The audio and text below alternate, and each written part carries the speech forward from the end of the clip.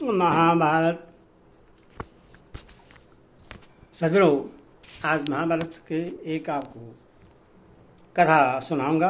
कथा का नाम है अर्जुन के द्वारा सप्तको का तथा अश्वत्थामा के हाथ से राजा पांड्य का वध।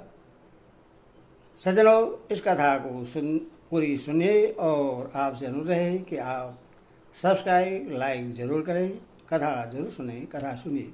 संजय कहते हैं, महाराज अर्जुन ने मंगल ग्रह की भांति वक्र और अधिवक्र गति से चलकर बहुसंख्य सस्तवों को का सहार कर डाला। अनेकों पैदल, घुड़सवार, रथी और हाथी अर्जुन के बाणों की मार से अपना धैर्य खो बैठे। कितने ही चक्कर काटने लगे, कुछ भागे, कुछ बहुत से गिरकर मर गए। उन्होंने भल, शूद्र, अर्जन तथा वध, सनद आदि अस्त्रों से अपने शत्रुओं के घोड़े, सारथी, ध्वजा, धनुष, बाण, हाथ के हथियार, भुजाएं और मस्तक काट गिराए। इसी बीच में उग्रायुध के पुत्र ने तीर बाणों से अर्जुन को बीध दिया। यह देख अर्जुन ने उसका सिर धड़ से अलग कर दिया। उस समय उग्रायुध के समस्त सैनिक क्रोध में भरकर अर्जुन पर नाना प्रकार के शस्त्रों की वर्षा करने लगे, परंतु अर्जुन ने अपने अस्त्रों से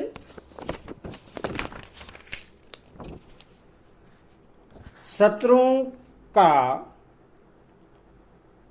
अस्त्रवर्षा रोक दी और सैनिकों की झड़ी लगाकर बहुत से शत्रुओं का वध कर डाला। उसी समय भगवान श्री कृष्ण ने कहा, अर्जुन तुम खिलवाड़ क्यों कर रहे हो?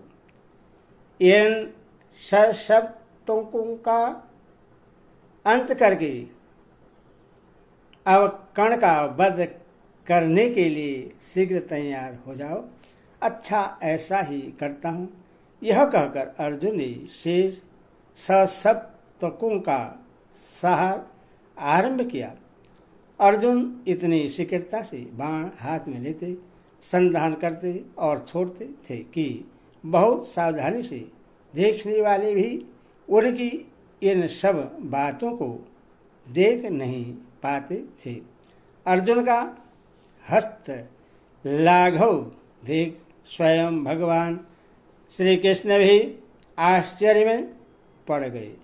उन्होंने अर्जुन से कहा, पार्थ, इस पृथ्वी पर दुर्योधन के कारण राजाओं का यह महाभयंकर शहर हो रहा है। आज तुमने जो पराक्रम किया है वैसा स्वर्ग में केवल इंद्र ने ही किया था। इस प्रकार बातें करते हुए श्री कृष्ण और अर्जुन चले जा रहे थे। इतने ही में उन्हें दुर्योधन की सेना की पास शंख, दुंदुभी, भेरी और प्रणव आदि बाजों की आवाज सुनाई दी। तब श्री कृष्ण ने घोड़ों को बढ़ाया और वहां पहुंचकर देखा कि राजा पांड्य के द्वारा दुर्योधन की सेना का विकट विध्वंस हुआ है। यह देख उन्हें बड़ा विस्मय हुआ। राजा पांड्य अस्त्र विद्या तथा धनुर्विद्या में प्रवीण थे। उन्होंने अनेकों प्रकार के बाण मारकर शत्रु समुदाय का नाश कर डाला था। शत्रुओं के प्रधान वीरों ने उन पर जो अस्त्र छोड़े थे उन सबको अपने सहायकों से काटकर वे उन वीरों को यमलोक भेज चुके थे। धृतराष्ट्र ने कहा, संजय, अब तुम मुझसे राजा पांड्य के पराक्रम, अस्त्र, शिक्षा, प्रभाव और बल का वर्णन करो। संजय ने कहा, महाराज, आप जिन्हें श्रेष्ठ महारथी मानते हैं उन सबको राजा पांड्य अपने पराक्रम के सामने तुच्छ गिनते थे। अपने साथ भीष्म और द्रोण की समानता बतलाना भी उन्हें बर्दाश्त नहीं होता था। कृष्ण और अर्जुन से किसी भी बात में वे अपने को कम नहीं समझते थे। इस प्रकार पांड्य समस्त राजाओं तथा संपूर्ण अस्त्रधारियों में श्रेष्ठ थे। वे कर्ण की सेना का संहार कर रहे थे। उन्होंने संपूर्ण योद्धाओं को छिन्न भिन्न कर दिया। हाथियों और उनकी सवारों को पताका, ध्वजा और अस्त्रों से हीन करके पाद रक्षकों से मार डाला। पुलिंद, खस, वाहिग, निषाद, आंध्र, कुंतल, दक्षिणातत्व और भोज देशीय शूरवीरों को शस्त्रहीन तथा क्वच शून्य करके उन्होंने मौत के घाट उतार दिया। इस प्रकार उन्हें कौरवों की चतुरंगिणी सेना का नाश करते देख अश्वत्थामा उनका सामना करने के लिए आया। उसने राजा पांडे के ऊपर पहले प्रहार किया।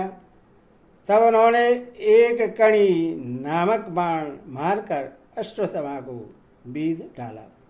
इसके बाद अश्वत्थामा ने मर्म स्थान को विदीर्ण कर देने वाले अत्यंत भयंकर बाण हाथ में लिए और राजा पांडे के ऊपर हंसते हंसते उनका प्रहार किया। तत्पश्चात उसने तेज की हुई धार वाले कई तीखे नाराज उठाए और पांडे पर उनका 10वीं गति से प्रयोग किया, परंतु पांडे ने 9 तीखे बाण मारकर उन नाराजों को काट डाला और उसके पहियों की रक्षा करने वाले योद्धाओं को भी मार डाला।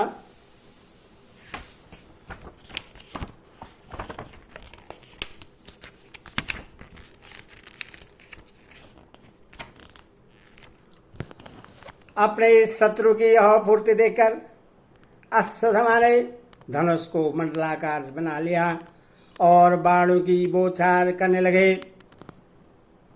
8 बैलों से खींचे जाने वाले 8 गाड़ियों में जितने बाण लदे थे उन सब को अश्वत्थामा ने आधे पहर में ही समाप्त कर दिया। उस समय उनका स्वरूप क्रोध से भरे हुए यमराज के समान हो रहा था। जिन लोगों ने उससे देखा वे प्राय होश हवास खो बैठे। अश्वत्थामा के चलाए हुए उन सभी बाणों को पांड्य ने वायुशस्त्र से उड़ा दिया और उच्च स्वर से गर्जना की। तब द्रोण कुमार ने उनकी ध्वजा काटकर चारों घोड़ों और सारथी को यमलोक भेज दिया तथा अर्धचंद्राकार बाण से धनुष काटकर रथ की भी धज्जियां उड़ा दी।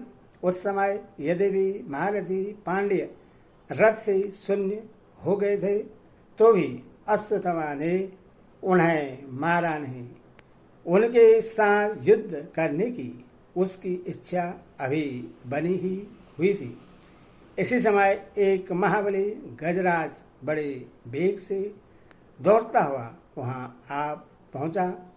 उसका सवार मारा जा चुका था। राजा पांडे हाथी के युद्ध में बड़े निपुण थे। उस पर्वत के समान ऊंचे गजराज को देखते ही वे उसकी पीठ पर जा बैठे। उन्होंने हाथी को अंकुश मारकर आगे बढ़ाया और सिंहनाद करके द्रोणपुत्र के ऊपर एक अत्यंत तेजस्वी तोमर का प्रहार किया। तोमर की चोट से अश्वत्थामा के सिर का सुवर्णमय मुकुट चूर चूर होकर खनखनाता हुआ जमीन पर जा गिरा अब तो क्रोध के मारे द्रोणाचार्य के बदन में आग लग गई। उसने शत्रु को पीड़ा देने वाले यमदंड के समान भयंकर 14 बाण हाथ में लिए। उनमें से 5 बाणों से तो उसने हाथी को पैरों से लेकर सूंड तक बीध डाला, 3 से राजा की दोनों भुजाओं और मस्तक को काट गिराया तथा से 6 बाणों से पांडे की अनुयायी और 6 महारथियों को यमलोक पठाया। इस प्रकार महाबली पांड्य को मारकर जब अश्वत्थामा ने अपना कर्तव्य पूरा कर लिया तो आपका पुत्र दुर्योधन अपने मित्रों के साथ उसके पास आया और बड़ी प्रसन्नता के साथ उसने उसका स्वागत सत्कार किया। बोले श्री रामचंद्र की।